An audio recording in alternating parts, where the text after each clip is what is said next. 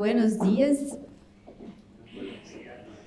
Me desculpem, mas eu não falo espanhol, mas eu vou tentar falar devagar. O meu estudo sobre os transtornos mentais dos animais começou há 20 anos atrás. Então, eu fiz faculdade de medicina veterinária e já na graduação eu fui estudando o porquê que os animais eles tinham doenças físicas recorrentes. Por exemplo, quando eu terminei a faculdade, eu fui estudar por que os gatos tinham infecções urinárias recorrentes. E eu entendia que aquilo poderia estar relacionado com o estresse, porque o gato é um animal peculiar, é um animal que tem muitas necessidades, e em ambiente doméstico, muitas vezes o tutor não entende essas necessidades. As necessidades de odores, as necessidades de marcações, necessidades de dividir espaço para defecar, para urinar, para comer. Então, a gente não entende muito bem como que ele se organiza. E no final da faculdade, eu entendi que tinha essa relação do estresse com os problemas urinários repetidos, igual a mulher. Mulheres que têm muitas infecções urinárias, elas podem ter algum estresse. A gente sempre fala que é estar no ambiente errado com pessoas erradas. Mesma coisa o animal. Estar num ambiente que não está sendo apropriado para ele. E hoje, esse problema chama Síndrome de Pandora. Tá? Então, porque é uma síndrome que existem várias causas, e a central é o estresse. Aí no mestrado eu queria entender também por que os animais convulsionavam após fogos, após chuva, medo, fobia. Então eu fui estudar essa questão do medo. No doutorado eu estudei a questão dos animais que vivem sob cuidados humanos em zoológico, que eu entendia que era uma necessidade muito grande compreender o porquê que esses animais muitas vezes têm doenças mentais que as pessoas não dão importância. Então, eles morrem, eles vivem ali com comportamentos estranhos, com transtornos mentais, e as pessoas só se preocupam com a saúde física, e a exposição.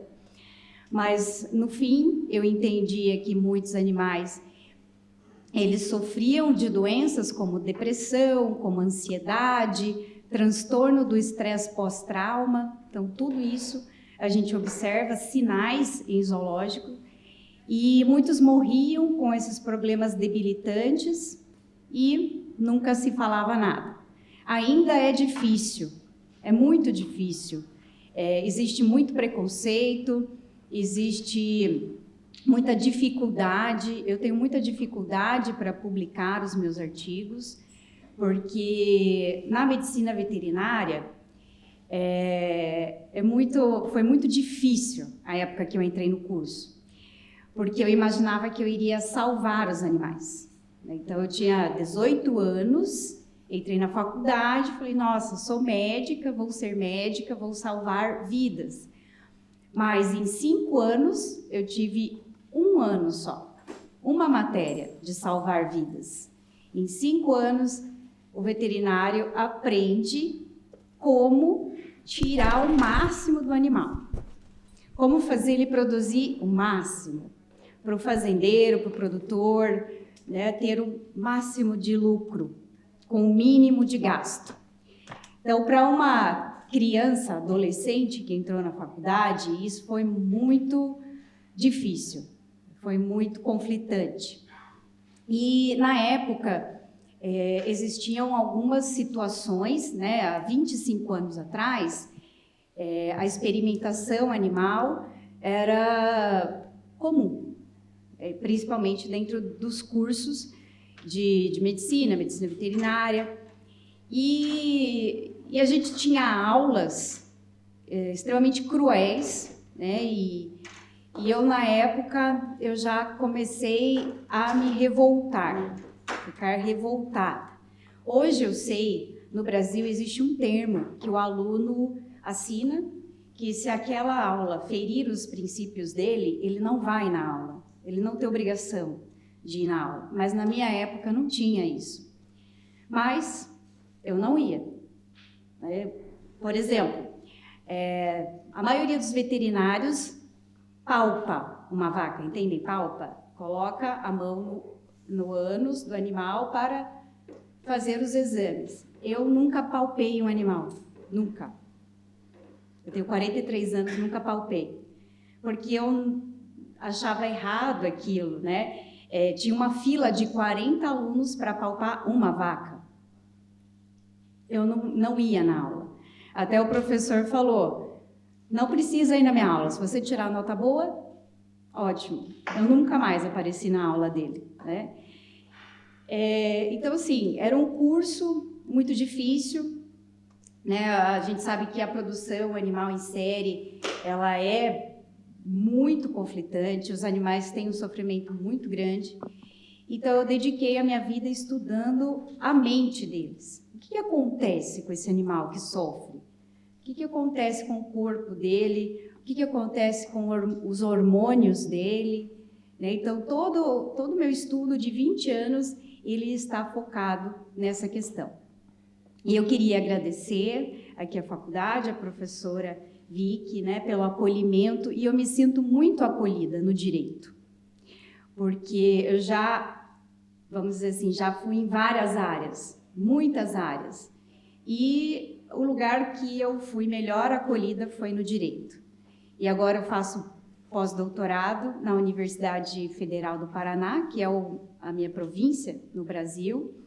E eu me sinto em casa, me sinto bem, porque, como eu disse, na medicina veterinária existe essa questão de você extrair o máximo com o mínimo de custo no animal. Né? Na zoologia, onde eu fiz o meu doutorado, existe muita experimentação animal. Na verdade, todo o curso é de experimentação, todo, né? E no Brasil existe uma pesquisa de uma estudante de pós-doutorado que perguntou, né, se as pessoas tinham conhecimento da lei Arouca, que é uma lei que protege os animais de pesquisa no Brasil. E 92% das pessoas que fazem experimentação animal desconhecem essa lei, não sabem. Então, toda essa questão de experimentação nas universidades lá acontece assim. Eles decidem fazer um experimento, vão lá e fazem. Né? Então, eu queria dizer para vocês que todos esses anos, né, estudando a parte de neurologia, neuroanatomia, neurobiologia, os animais, eles são conscientes, eles são sencientes, eles produzem os mesmos neurotransmissores que nós, seres humanos, eles produzem os mesmos hormônios, é tudo muito parecido. A única diferença é que eles não falam. Falam, né? Mas a gente precisa entender essa linguagem, que vai além das palavras. Então, os animais, eles se expressam. Darwin já dizia, em 1872, no livro A Expressão das Emoções no Homem e no Animal. Então, ele já dizia, lá naquela época, que os animais têm as mesmas emoções primárias que os seres humanos. Alegria, medo, tristeza, nojo, eles têm. E o que a ciência ficava em dúvida, se esses animais conseguiam interpretar essas emoções. Então, se o animal está triste, se ele entende por que ele está triste. Ele sente aquela tristeza, ele produz os hormônios, mas por que ele está triste? E isso foi provado também através de um experimento que o pesquisador, ele treinou cães durante 2 anos para entrar num aparelho de ressonância magnética, porque os animais não podem se mexer nesse exame, né? Então, ele treinou de uma forma positiva e ele mostrou que esses animais, eles sentiam empatia quando eles escutavam a voz do tutor. Então, na parte da frente do cérebro, que é chamado córtex pré-frontal, ali tem a parte da empatia, que as pesquisas diziam que só o ser humano tinha.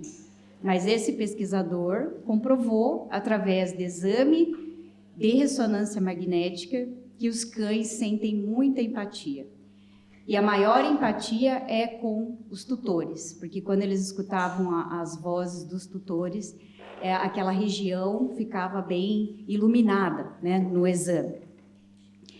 Franz de Waal, que é um biólogo, que é um pesquisador, também recomendo os trabalhos dele, ele já dizia, né, que os animais, eles têm os pilares que considera, no caso, o animal muito mais humano, né, do que os seres humanos. Então, eles têm empatia, eles têm compaixão e eles têm senso de justiça. Ele viveu muito tempo, esse pesquisador, no meio de primatas, né? Ele convivia com chimpanzés e outros macacos, e ele observava, né? Porque o trabalho do biólogo, do zoólogo, é passar horas e horas observando, né? Ele senta e fica ali observando. E ele viu que eles sentiam empatia porque durante várias brigas por fêmeas, por território e por comida, esses animais, eles se reconciliavam. Então, eles entendiam, né, se colocavam no lugar do outro e eles faziam reconciliação. E tem muitas fotos desse experimento, dos macacos se abraçando, dos macacos dando as mãos e dos macacos diminuindo a questão da violência, né, para depois fazerem as pazes. Cooperação. Ele fez também vários trabalhos provando que os animais, eles sabem cooperar. Então, 2 trabalhos, um com elefantes e outro com macacos, com chimpanzés. O que ele colocava? Uma caixa de frutas e de outras coisas muito gostosas que os animais normalmente não tinham muito acesso, e essa caixa, ela era muito pesada e existia a necessidade de mais de um animal carregar essa caixa. Então ele observou que os chimpanzés, eles se organizavam e eles puxavam com uma corda essa caixa e depois recebiam a recompensa.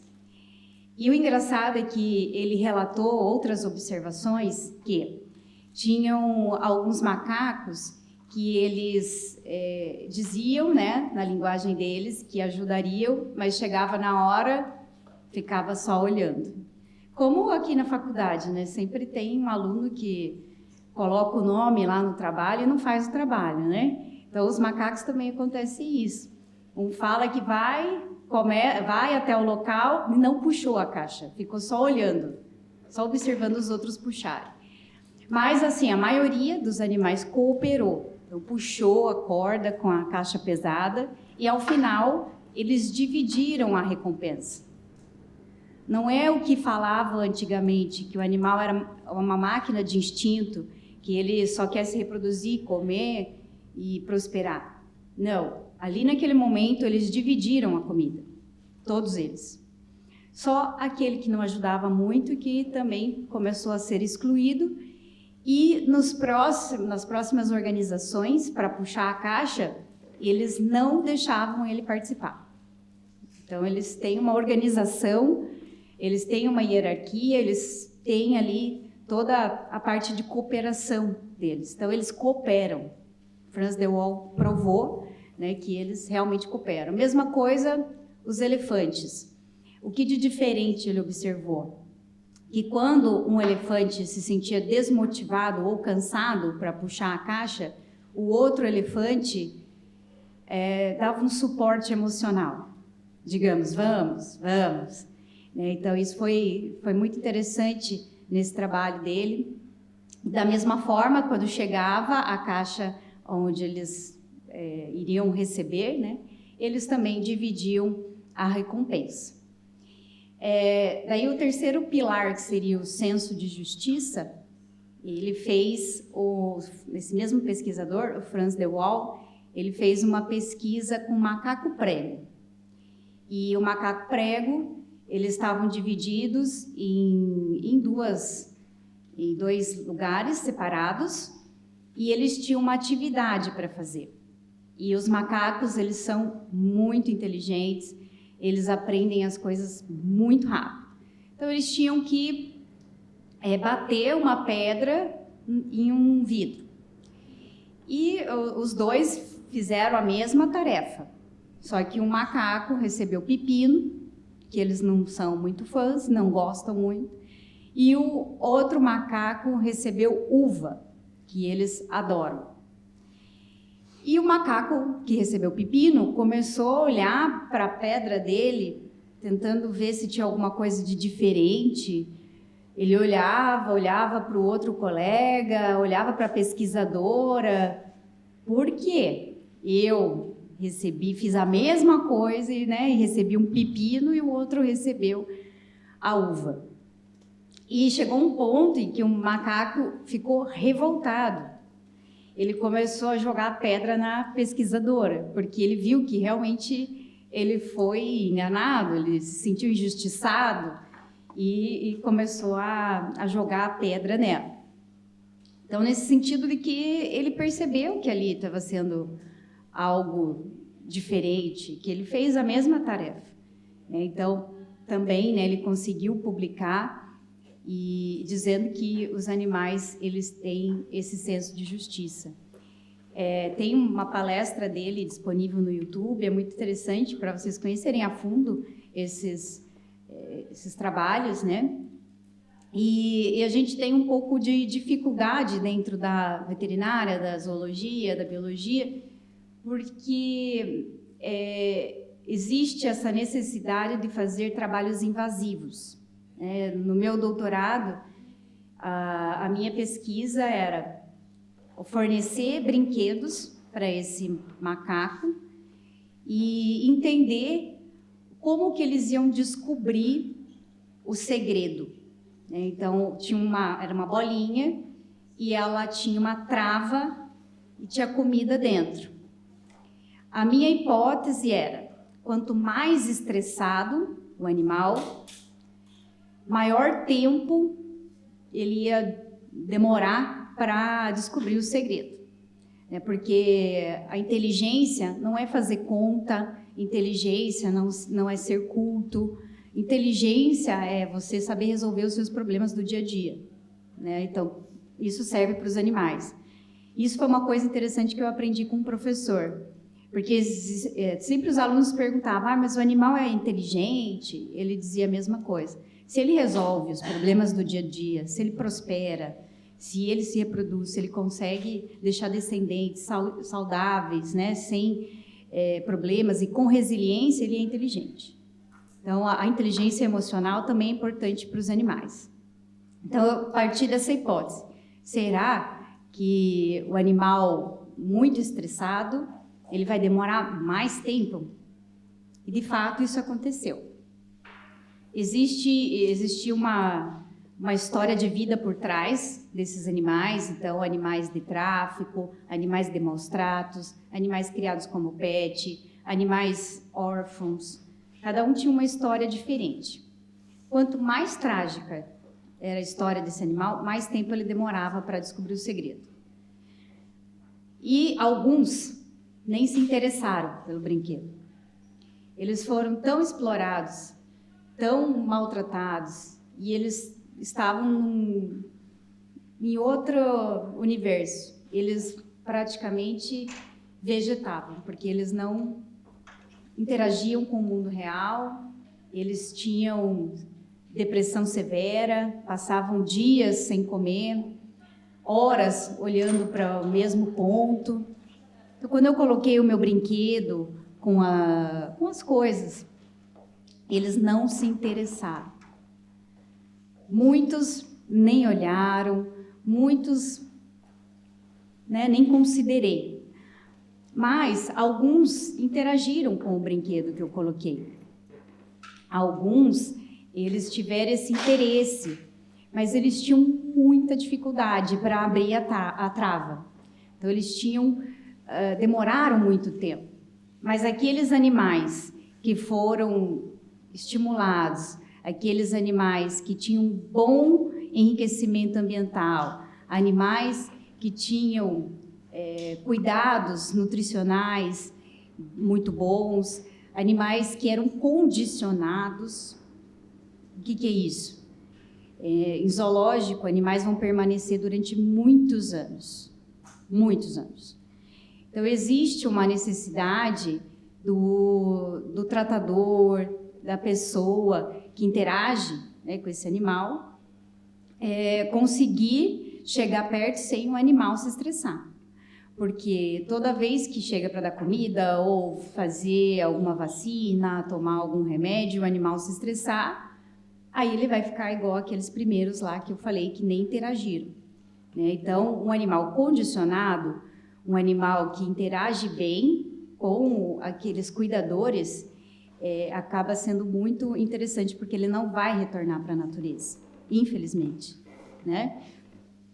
Então, esses animais que tinham esse condicionamento, animais que recebiam tratamentos e enriquecimentos, eles descobriram muito rápido, né? Então, era a bolinha com a comida escondida. Alguns demoraram 20 segundos. Eu pensei, vou ficar o dia inteiro aqui, né? Para eles abrirem. Não, eu entreguei, ele pegou, abriu, comeu. Foi assim. E alguns, né, como eu disse, não interagiram. Tá, então, para provar que o processamento emocional dos animais não é só uma questão física, né? Não é só uma questão de instinto. O processamento emocional dos animais, ele tem uma questão de comportamento, uma questão fisiológica e uma questão cognitiva. Então, o animal que é estressado, o animal que foi maltratado, o animal que sofreu abuso, o animal que foi desmamado cedo, o animal que vive num ambiente doméstico que não respeita a natureza dele, as necessidades dele, né? É um animal que vai ter problema comportamental, problemas fisiológicos, né? Doenças, como o que eu contei, né? Que eu comecei a estudar porque os animais tinham doenças repetidas, e tem também problemas cognitivos. Eles não conseguem resolver os problemas da vida dele, eles não conseguem resolver as questões que a gente considera de inteligência emocional. Tá? Então, a minha hipótese é sempre essa, que o animal ele vai sofrer das 3 coisas. Cognitivo, a fisiologia dele vai estar bem alterada, e o comportamento. Só que o que a gente vê, na maioria das vezes? A gente vê o comportamento. Vai no zoológico, é um animal que se mutila, é um animal que mutila os outros, é um animal que anda de um lado para o outro, que a gente chama isso de estereotipia, né? É um animal que ele é agressivo, é um animal que é agressivo com os coespecíficos, né? Com os animais que convivem junto.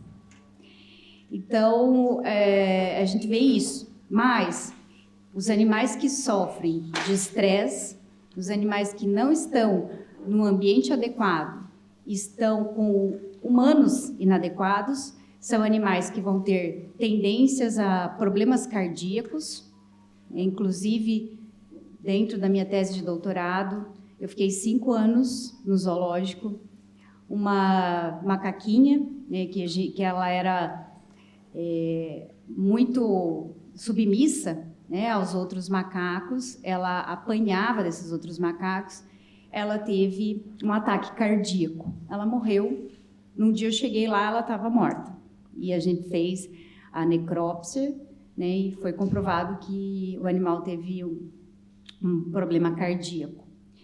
Então, o animal muito estressado é a mesma coisa para os seres humanos, né? As pessoas que são mais estressadas, elas têm problemas de pressão, o animal também tem hipertensão, mesma coisa. O animal também pode ter problemas cardíacos pelo estresse e pelos maus tratos. Existe uma síndrome chamada síndrome do coração partido. Eu não sei como que se chama aqui, mas é a síndrome do coração partido. Pessoas que sofreram divórcio, pessoas que tiveram algum problema assim, elas têm um mal súbito e morrem. Os animais também podem ter isso, que é a síndrome do coração partido. Os animais também podem ter problemas relacionados à baixa imunidade. Então, eles ficam mais susceptíveis a doenças infecciosas por vírus, bactérias, fungos, mesma coisa que os seres humanos. Por quê? Porque o cortisol, que é o hormônio do estresse, ele vai na medula e faz uma supressão da medula, para não produzir tantas células de defesa. Então, é por isso que os animais, eles ficam mais doentes quando eles estão expostos a maus tratos e condições inadequadas. Tá? Outra situação, gatos, como eu disse, síndrome de Pandora. Animais que que urinam sangue, aqueles gatinhos que de forma recorrente urinam sangue. Isso tem a ver com o estresse, porque o estresse aumenta uma substância chamada substância P, que ela é pró-inflamatória. Ela vai na bexiga do gato e faz uma inflamação, e o animal urina sangue. Quando eu viajava, eu tinha um gato, eu viajava, aí a cuidadora dizia, ele está urinando sangue. Porque o gato não é aquela coisa apaixonado só pelo ambiente. Não, se ele tem uma interação positiva com o tutor, ele sente falta. Então, quando eu viajava, ele tinha essa síndrome de Pandora, porque era algo estressante para ele. Saiu da rotina dele eu viajar, eu não avisei ele que eu ia viajar, né? Então, tudo que é estressante para o animal, tudo que acontece de uma forma inesperada, que sai da rotina, para os felinos, eles podem desenvolver essa síndrome de Pandora. Problemas de pele. Pessoas e animais com problemas de pele recorrente, na maioria das vezes, eles estão com as suas necessidades psicológicas não atendidas. Os animais, 75% dos animais que têm problema de pele, se você der uma medicação para o estresse, você resolve o problema de pele. E a gente percebe que muitos tutores gastam muito dinheiro com shampoo, com antibiótico, e isso não é adequado, porque a causa primária em 75% é o estresse. Está acontecendo alguma coisa que o animal, né, que não está legal para esse animal.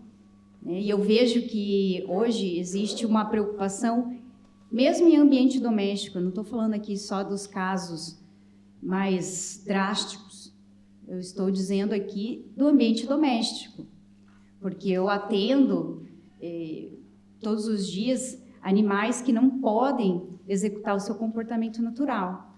Né? As pessoas falam, mas se eu levar o meu cachorro no parque, ele vai pegar doença. Tá, mas se você deixar ele trancado dentro da sua casa, ele também vai ficar doente. Porque daí o cortisol, que é o hormônio do estresse, vai diminuir a imunidade dele, ele vai ficar suscetível a pegar doenças. Agora o animal tem que brincar, o animal tem que cavar, tem que correr, tem que ir para poças, tem que ter as necessidades atendidas. Mesma coisa o felino, necessidade de organização, de previsibilidade, de algo assim que não saia da rotina dele. Ele tem que ter ali aquela coisa certinha. Se vai uma visita, o gato já se estressa, né? É mais ou menos isso. Ou grandes populações, né, de animais no mesmo ambiente, também é muito estressante para eles, né? Então, além dessas questões de fisiologia alterada pelo estresse, né, a parte cognitiva é muito, muito importante. Os animais que, por exemplo, eles desaprendem algumas situações. O animal muito estressado, ele desaprende a urinar e defecar em locais habituais, né? Então, o animal muito estressado, vocês já devem ter ouvido falar que urinou na cama, no sofá, que urinou em algum lugar. Claro, não se tratando de filhote, né? A parte de cognição também, eu queria dizer para vocês que existe uma doença que chama disfunção cognitiva em animais idosos, que ela é muito semelhante ao Alzheimer humano, muito semelhante. Então, os animais de qualquer idade, porque acomete todos os animais, esses animais, eles começam a não reconhecer as pessoas, os tutores, a não reconhecer os animais que convivem com eles.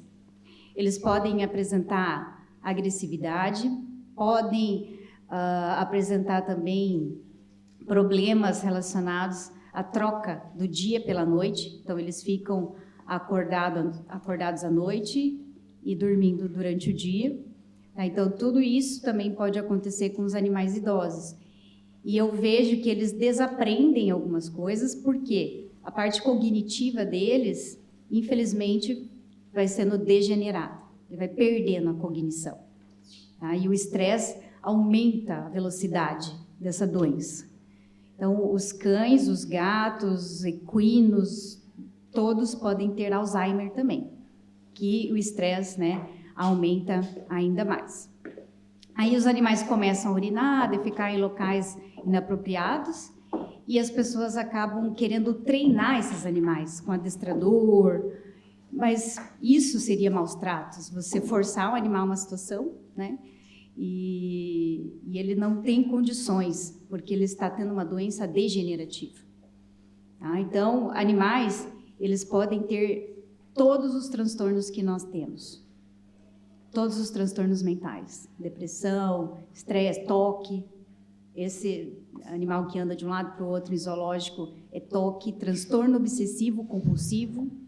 Então, eles podem ter, porque eles têm a mesma anatomia, a mesma fisiologia, a mesma neurobiologia, é tudo igual.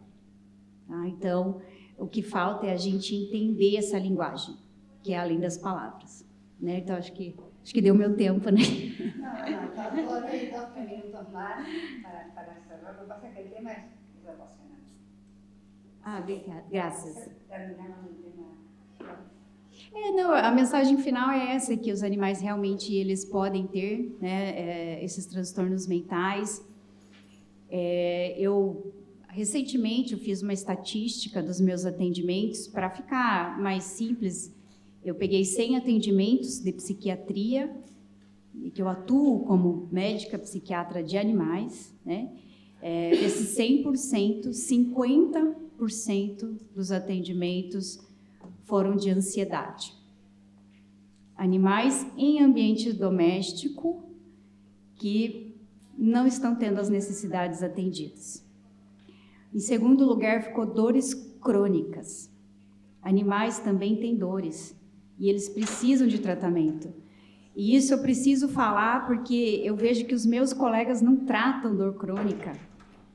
A gente que tem uma dor nas costas, dor nas articulações, dor de cabeça, a gente fica desesperado, fica mal-humorado, né? O animal também, e ele precisa tomar as medicações, e não é uma só, não.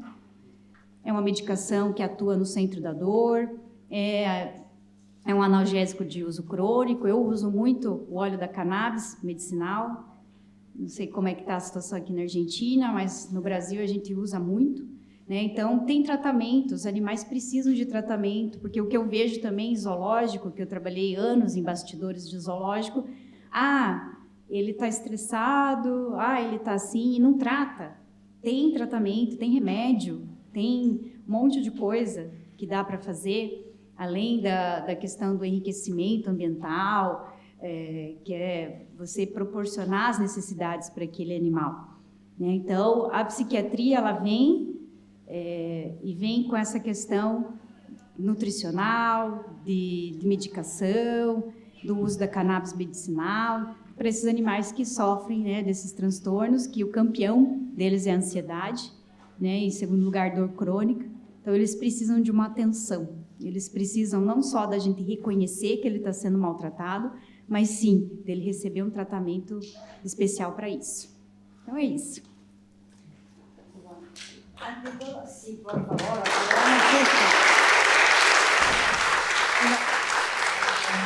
ante todo, nos damos cuenta que los otros animales necesitan los mismos tratamientos en sus especialidades que nosotros. Lo está diciendo un veterinario, una doctora en veterinaria.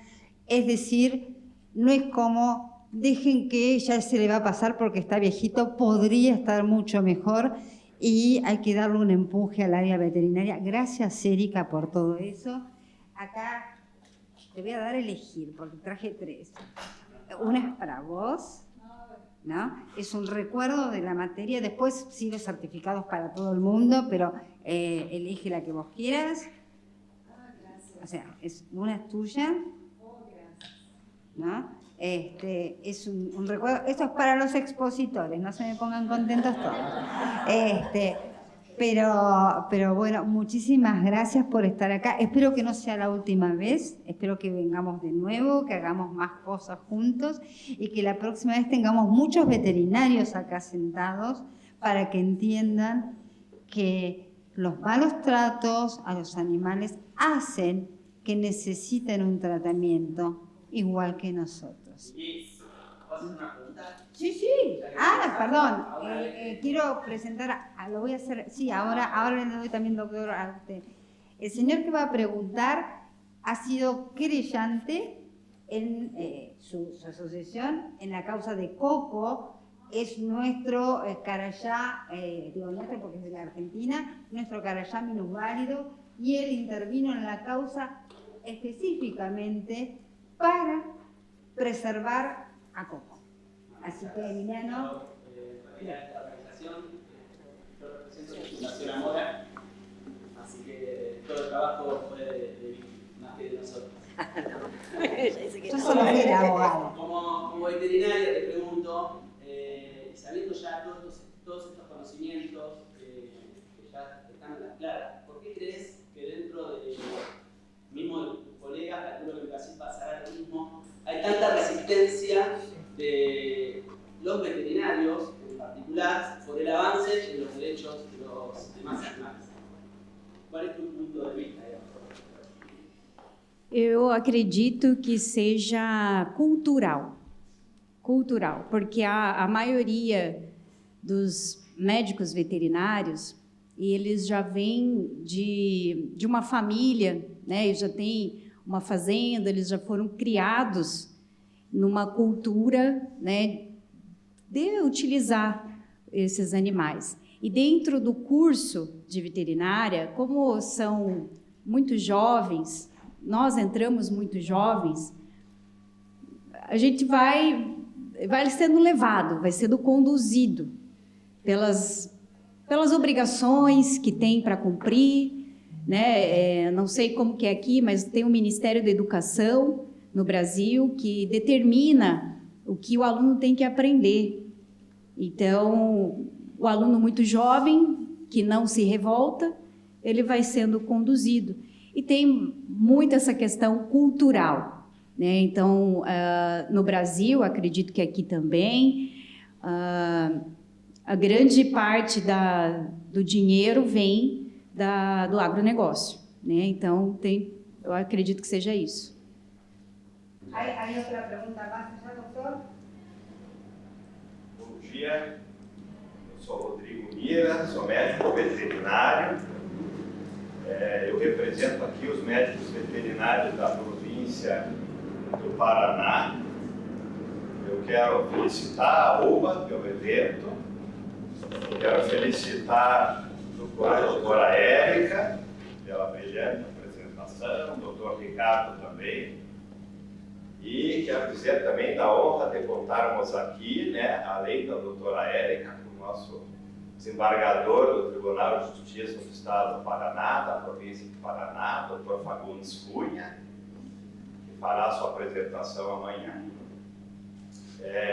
Eu gostaria, doutora Érica, de colocar uma questão que é a seguinte. Os médicos veterinários, eles se preocupam muito com um ponto chamado segurança alimentar, que vai além digamos assim, do alimento saudável, mas também de ter alimento ou proteína de alto valor biológico disponível para a população.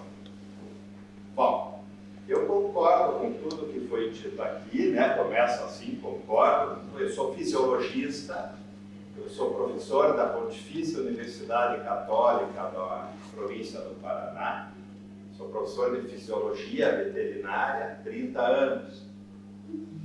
E a minha reflexão é a seguinte: supondo que em breve, numa linha de tempo de médio prazo, nós teremos disponível, não sei se médio prazo ou longo, né? Porque temos que ser realistas, disponível proteína animal produzida em cultivo celular, em plantas, enfim, industriais de cultivo celular.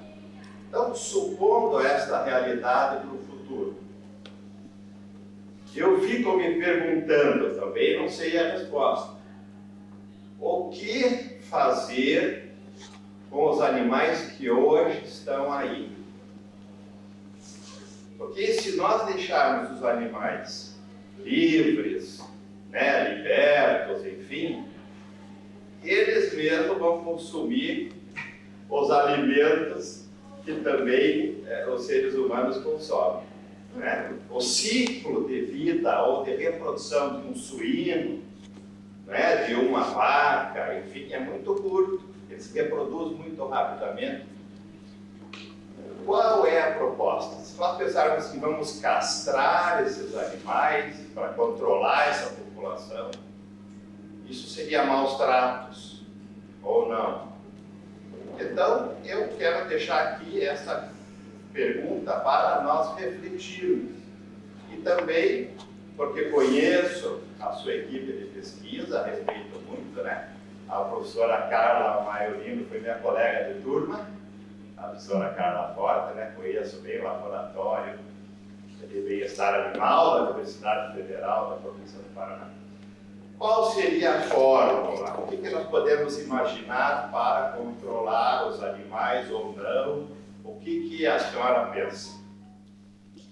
É uma reflexão muito importante e é a mesma relacionada aos animais de zoológico, né? Que existe essa polêmica, vamos abrir as portas dos zoológicos e todo mundo vai sair. Daí eu acho que aí entra o direito animal, né? Porque esse direito geral, ele está sendo transformado no direito animal, que vai pensar no indivíduo, né? Então, eu atuo também como perita em algumas situações e eu fiz um laudo de uma maritaca, né? O que o direito ambiental falaria? Bom, a maritaca, ela precisa estar no ambiente. Qual que é a história? A maritaca, ela fica solta, mas ela vai dormir na casa de um tutor. Vai dormir. Mas durante o dia ela sai, vai no campo, come, e durante a noite ela volta.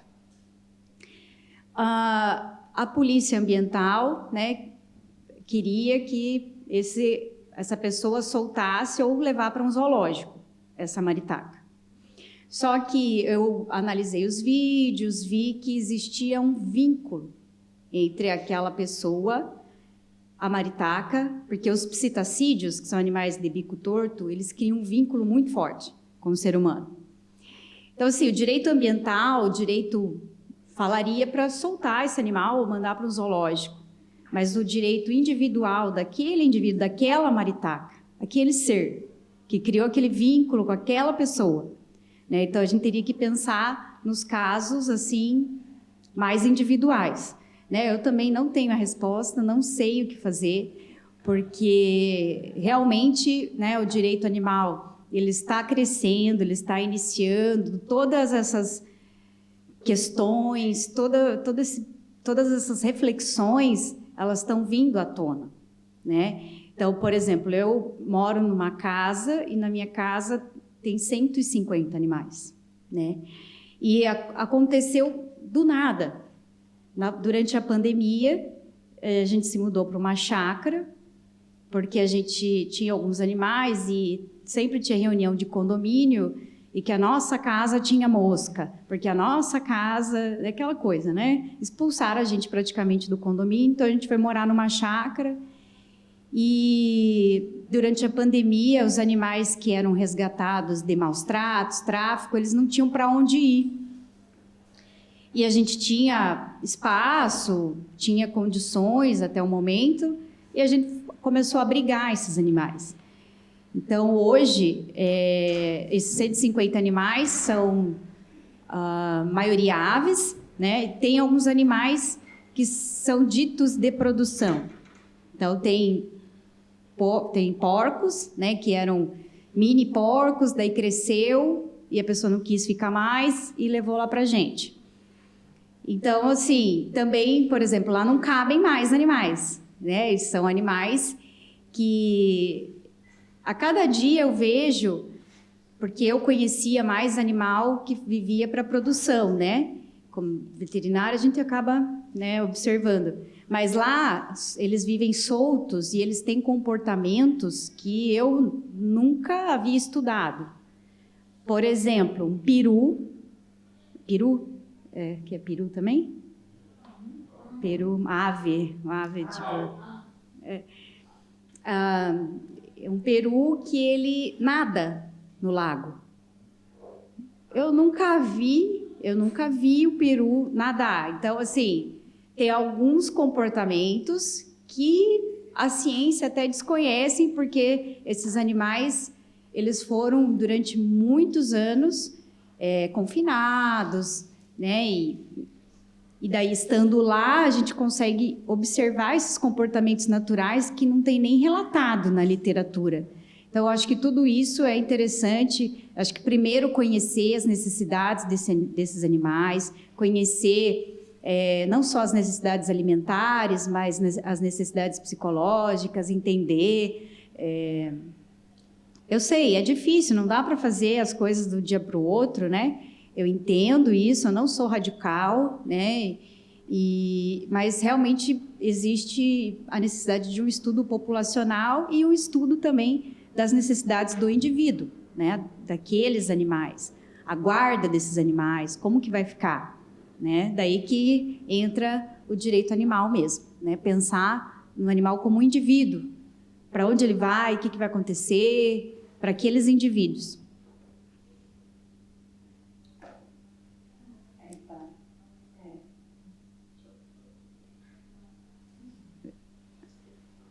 Mas eu agradeço a presença, gostaria muito de agradecer, porque a gente se sente muito sozinho, né? E tendo uma pessoa tão importante aqui, acompanhando a nossa apresentação, eu fico muito feliz, muito grata. Espérenme que voy en el orden que están pidiendo la palabra y voy a pedirles que sean breves porque tengo que seguir con el próximo panel.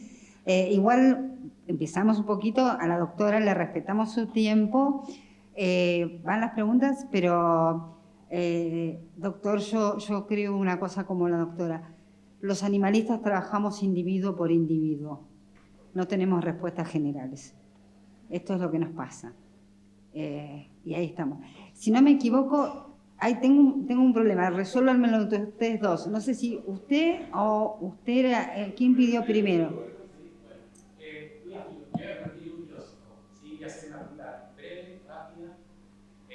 Es una veterinaria. Sí, mi consulta es la siguiente. En un mundo, ¿sí?, altamente domesticado, que siempre fue de producción, ¿sí?, ecosistema desigual y en donde seguimos investigando, según en la escala zoológica, cuántos de estos animales se nos parecen a nosotros, ¿qué va a pasar el día que nos demos cuenta que esos animales son diferentes y que necesitan de otro ambiente, de otro entorno, cuando ya lo habremos perdido? Ahora te doy, Erika.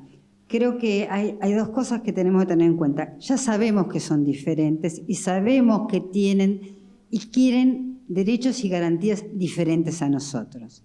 Y también sabemos que les estamos sacando el ecosistema y por eso en muchos casos estamos restaurando en lo posible el ecosistema que no se va a lograr restaurar ni en la vaca ni en el cerdo, ¿no? Pero eso no implica que no tengan derecho a estar libres y a tener una vida digna. Ahora la dejo a Erika que desde... No era por el lado de, no estoy cuestionando el derecho. No, yo estoy hablando de el derecho, no de derecho como, no de derecho como law, sino como right, como derecho de los animales. Y digo porque, digamos, cuando se están buscando los derechos siempre los estamos relacionando a cuestiones muy de humanos, ¿sí? Hacemos esas comparaciones de la biología inclusive, y eso, digamos, a mi mente se me hace como muy complejo cuando yo tengo que brindarle una calidad de vida a ese animal para que pueda desarrollar su especie y su individuo. Y eso es, digamos, cuando se termine, digamos, todo el mundo ya está prácticamente domesticado, cuando se termine, ¿cómo vamos a hacer esas comparaciones? ¿Qué va a estar bien? Que existe uma grande mudança, né? Antigamente, o homem ele tinha muita necessidade de colecionar animais, colecionismo. Então, o primeiro zoológico que foi instituído foi em Viena. E existia muito essa cultura de colecionar animais, ver aqueles animais, né? Hoje, as coisas já estão diferentes. Você não pode pegar mais animais da natureza para colocar em zoológicos. Isso é proibido. Proibido. É proibido aqui, é proibido no Brasil, é proibido, né, em todos os lugares. Então, não existe mais essa possibilidade da pessoa ir na natureza e pegar o animal para expor esse animal, para ganhar dinheiro. Não pode. Mas o que a gente sabe que é o problema do tráfico, né? Porque muitas pessoas querem ter animais como pets. E esse é um grande problema no Brasil, né? Mas a partir do momento que aquele animal não consegue voltar para a natureza, que é o caso de 70% dos animais que estão na chácara comigo, eu preciso de um desafio diário de fornecer a melhor alimentação para aqueles animais. Eu preciso fornecer condicionamento para que eles não se estressem toda vez que eu vou lá, né? E isso eu consegui, é muito importante. Eles querem essa interação. É importante dar sanidade, né? Remédios, vacinas e tudo mais. E existe também a necessidade de você enriquecer o ambiente. Então, fazer com que o animal ele tenha dificuldade para conseguir alguma coisa. Porque na natureza ele passa horas caçando, horas, né? Então, no ambiente de cativeiro, eu preciso desafiar esse animal. Eu preciso criar uma dificuldade para que ele produza dopamina, que é um neurotransmissor da motivação. Se eu não crio uma dificuldade para ele, se eu não crio um ambiente que vai fazer com que ele persiga, que ele roa um osso, que ele faça alguma coisa nesse sentido, ele vai ficar deprimido. Então, é um grande desafio em cativeiro a gente ter a criatividade, ter dinheiro, né? Porque a gente sabe que muitos zoológicos é muito complicado, tem questão política, né, envolvida, pensam mais em votos do que nos animais, mas assim, é preciso toda uma questão envolvendo a saúde mental deles. E, se possível, exercício físico. Depois, se vocês quiserem me achar no Instagram, né, eu tô Érica Zanoni, ou Spa MedPet, eu passeio com os animais, eles vão na coleira, eles fazem exercícios físicos, e isso também para nós é importante, para os animais também, mas a gente não vai encontrar isso em qualquer zoológico, né? Não tem como eu passear com hipopótamo, qualquer coisa assim. Mas, se possível, né? Voy a tener que darle la palabra, porque si no me va a expulsar de la cátedra, al doctor Rabinovich. Después vos, sí. No, quería simplemente, yo voy a muy breve, tratar de responder a la excelente pregunta retórica de Adam. Es una pregunta filosófica y requiere una respuesta, me parece, en el campo de la filosofía. No creo que jamás los seres humanos podamos ver el mundo si no es a partir de nuestras propias circunstancias, o sea, a partir de nuestra humanidad.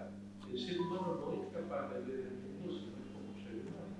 De la misma manera que uno no es capaz de ver el mundo de color de piel que tiene, que tiene, etc. O sea, podemos hacer un esfuerzo por empatizar, pero nunca jamás podremos ver el mundo de la forma.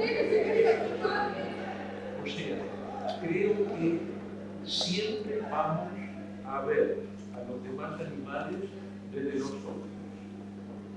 Y lo que estamos tratando es de entender un poco más cómo los demás animales ven el mundo, pero siempre creo que lo vamos a terminar viendo, porque el día que intentáramos ver como seres humanos, es interesante, por ejemplo, trabajar ahora con el diálogo con las inteligencias artificiales para ver cómo la inteligencia artificial ve al animal y al humano. Eso sería interesante porque no son seres humanos las inteligencias artificiales. O sea que eso sería interesante. Pero por otra parte, no lo creo, porque estamos haciendo todo lo posible por desaparecer. Entonces, y si seguimos tan firmemente en este camino que nos hemos tomado, con guerras, con armas nucleares, con destrucción del ambiente, con la destrucción de la capa de ozono, estamos funcionando muy bien, gente. Vamos a una pronta eliminación de nuestra especie, de manera que dejaremos de estar rigiendo el mundo y de poner la medida para todos. Dos cosas. Tomemos un café en cualquier momento y inteligencia artificial, yo no le preguntaría nada, porque si está formado por humanos, lo más probable es que las respuestas sean de humanos. Es un desafío que te invito en el próximo encuentro de ficción y derecho, y ahí se habla de inteligencia artificial. Que lo maneja él encima, lo organiza. La última pregunta, cortita por favor, porque tengo los expositores en Zoom para hablar y ya voy demorada. Sí. No sé si voy a poder ser voy a intentar. Mi nombre es Gastón Cosia, yo soy médico veterinario, soy consultor en tenencia responsable y bienestar animal de Presidencia de la República de Uruguay. Presidí el director ejecutivo del Instituto de Bienestar Animal, creado en 2020 en Uruguay.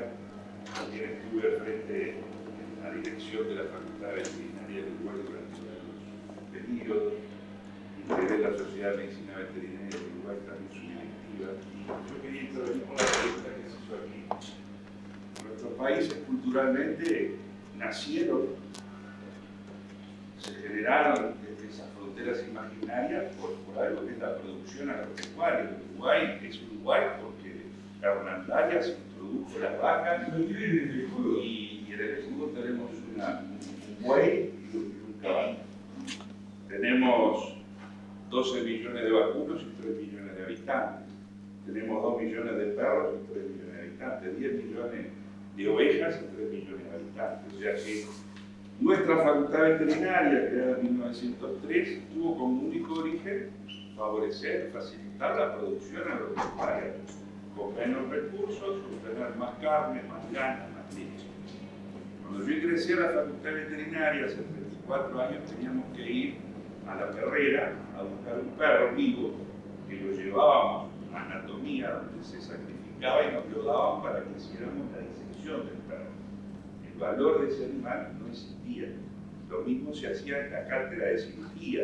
Íbamos a buscar un perro para la perrera, lo traíamos vivito y coleado, un funcionario que eutanasiaba y hacíamos prácticas de cirugía en el perro. Así se formaron mis compañeros de generación, yo tengo 51 años, hasta, por el correr del tiempo, con la intervención de muchas organizaciones de defensa de los animales, gracias a ellas que invadían la facultad, que se metían para adentro para tratar de evitar que esa práctica continuara, todo esto se fue cambiando. Pero nuestra profesión en los últimos 30 años ha tenido un cambio brutal, ha tenido un cambio que ha sido muy traumático para la mayoría de los profesionales veterinarios. Quizá la mayoría aún no está en esta onda o en esta nueva, digamos, realidad de comprender lo que son los derechos de los animales. Recién estamos en la etapa del bienestar animal. Y yo lo único que pido es que también eso hay que entenderlo y hay que respetarlo y hay que ponerse del otro lado. Por eso yo estoy acá, para entender muchas de las cosas que se plantean desde la perspectiva de los derechos, pero también hay que ponerse del otro lado y ver lo que ha sido en estos últimos años un veterinario que pone estricnina para matar, un sanitarista, ¿no? Para matar los perros, para que la gente no tuviera problemas con la rabia. Ese mismo sanitarista del Estado veterinario, después le dijeron, no, ahora tú tenés que castrar, porque ya no hay que matar más. Pero yo no sé castrar, no importa, porque eso se empleaba el Estado por a castrar. Se le morían los perros porque no sabía castrar. Entonces la gente no se lo llevaba a castrar, no quería castrar. Después vino la ley magna, que el señor tenía que ir a golpear las puertas, tenía que sacar sangre y la gente no, que no venga acá, porque le va a sacar sangre y si tiene ley magna después la va a matar al perro. Y ahora están tratando de reciclarse con todas las perspectivas de derechos.